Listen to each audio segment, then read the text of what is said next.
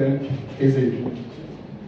Et chez nous, on remercie qu'on a des jeunes qui ont une expertise. Parce que s'il faut trouver quelqu'un à l'extérieur, payer son billet d'avion, venir le loger et faire payer ses prestations, ce n'est pas tout à fait facile. Et M. Camara nous a épargné ces différentes problématiques pour trouver quelqu'un à l'extérieur. Donc je tiens à le remercier au passage.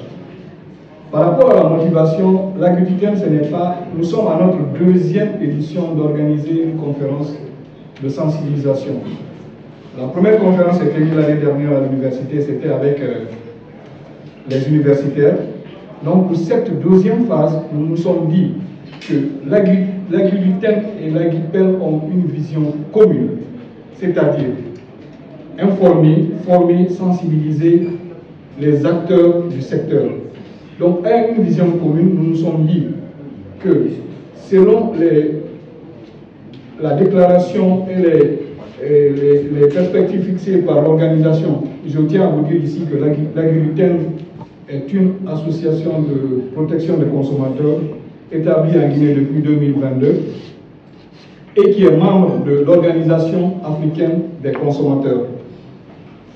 Selon les directives données par l'Organisation africaine des consommateurs qui nous dit de démultiplier la sensibilisation face à la montée de l'intelligence artificielle dans nos différents pays, donc nous nous sommes dit, l'AGIPEL, ayant une vision commune avec nous, nous allons partir avec eux pour essayer de sensibiliser, former les professionnels du média.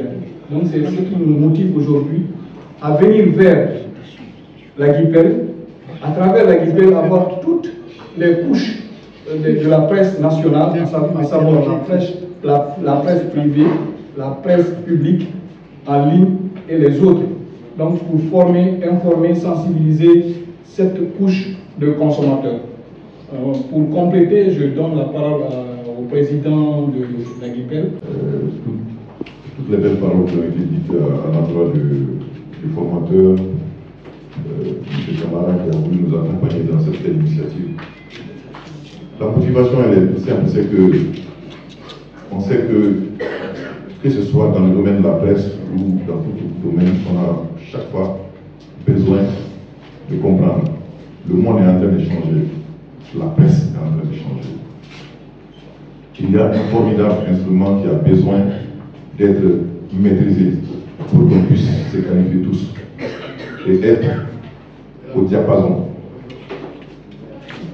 Le credo de notre association, sur initiative de l'agriculture, c'est de former les journalistes qui soient membres de notre association ou que ce soit des journalistes guinéens tout court. C'est pourquoi nous n'avons pas circonscrit à l'AGIPEL, aux membres de l'AGIPEL, nous sommes allés chercher des journalistes de la RTG, du Oroya, la presse écrite, la presse audiovisuelle, les web TV. Nous avons associé tout le monde. C'est vrai que le nombre peut paraître peu, mais c'est une formation humaine. Donc il fallait calibrer ça sur 2 jours et donner le meilleur de nous-mêmes. Quitte à démultiplier ces formations plus tard. En tout cas, donc cette volonté d'abord de former, de qualifier la presse guinéenne et de la mettre au diapason. Voilà toute la motivation.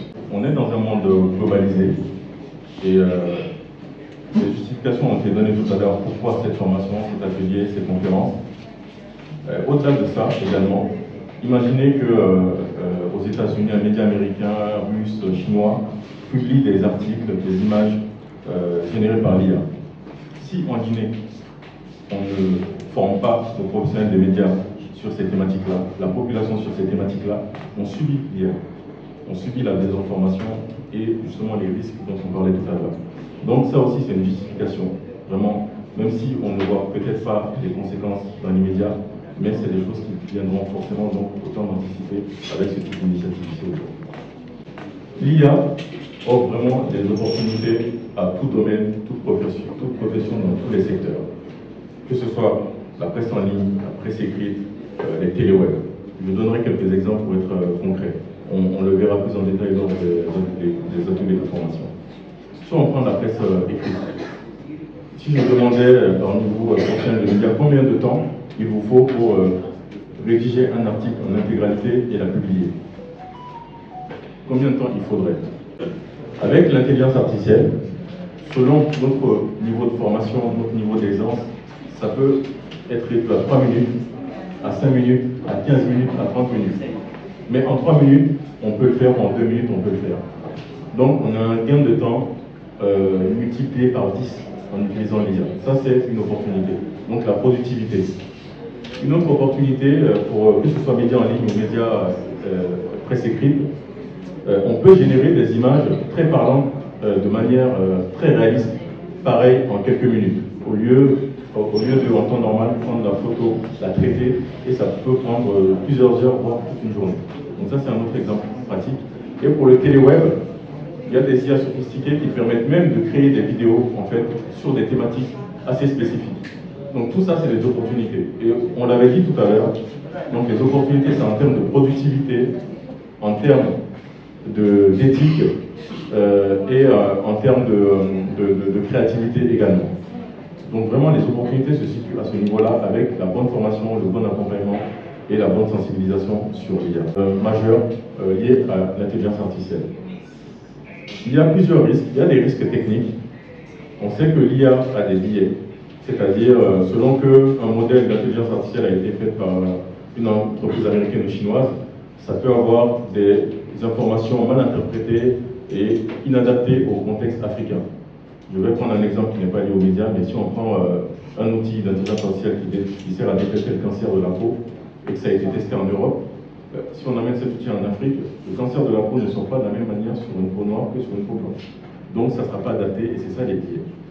Il peut y avoir des risques sociétaux par rapport à l'emploi. On a parlé de l'employabilité tout à l'heure. Souvent on entend dire que l'intelligence artificielle va remplacer l'humain. Il faut corriger cela. C'est ceux qui utilisent l'intelligence artificielle de la bonne manière qui ont de fortes chances de remplacer ceux qui ne l'utilisent pas dans un avenir assez proche. Et c'est vraiment ça la réalité. Je vous ai dit tout à l'heure, en Europe, tous les grands médias ont des équipes qui développent des solutions basées sur l'intelligence artificielle pour accélérer la rédaction, pour accélérer la vérification des fake news, etc., pour générer des images, etc., etc. Donc ça devient un enjeu de compétitivité.